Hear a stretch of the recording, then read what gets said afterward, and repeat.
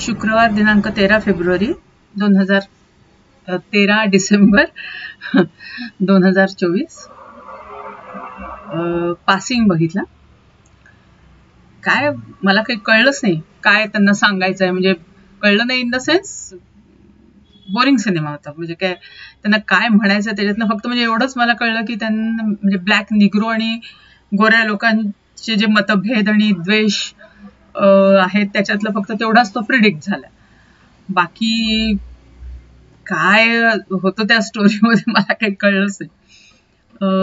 2 मैत्रिणी असतात की ज्या ब्लॅक असतात आणि त्याच्यातल्या एका मैत्रिणीनी गोऱ्याशी लग्न केलं असतं आणि त्याला म्हणजे तिचा कलर बाय चान्स गोरा असतो, त्याच्यामुळे तिला फसवून म्हणजे तिने आपल्या नवऱ्याला कळून असं दिलं की ती ब्लॅक आहे.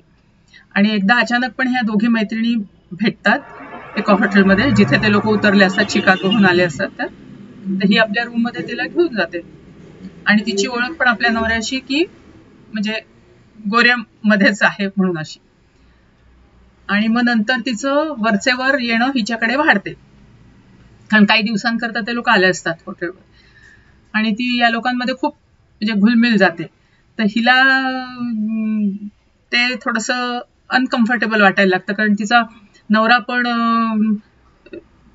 तिच्या बरोबर खूप फ्रेंडली याच्यात गोष्टी करत असतो आणि पार्टीजमध्ये पण अगदी सगळेजण अगदी तिची वाट आवर्जून वाढत जातात. तर तिला थोडंसं एक आतून एक नाही म्हटलं तरी जेलसी म्हणा, जेलसी नाही पण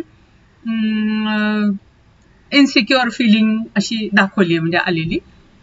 आणि मग एका पार्टीमध्ये एक दिवस ते लोक जातात एका बिल्डिंगमध्ये एका मैत्रिणीकडे.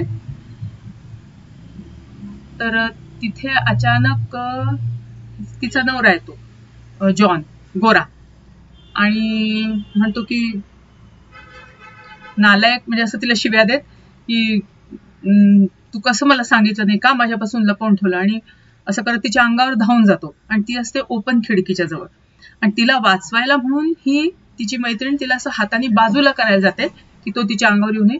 तर तो धक्का लागून ती खिडकीतनं बाहेरच पडते आणि तिची डेथ होते. आणि ते तिला एकदम खूप जास्त फील होतं, म्हणजे की कसं काय आपल्या आता पोलीस येतात, पोलीस विचारतात कसे काय नवऱ्याने धक्का दिला का काय झालं, तिचा तोल गेला. मग सगळे हेच सांगतात की अचानक तिचा तोल गेला, ती मागे सरकायला गेली वगैरे असं.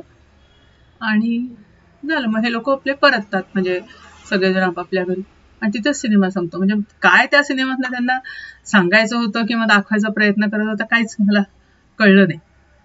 ओव्हरऑल तसा एकदमच प्लेन आणि काय म्हणजे त्या सिनेमाला काही अर्थच नव्हता असा होता.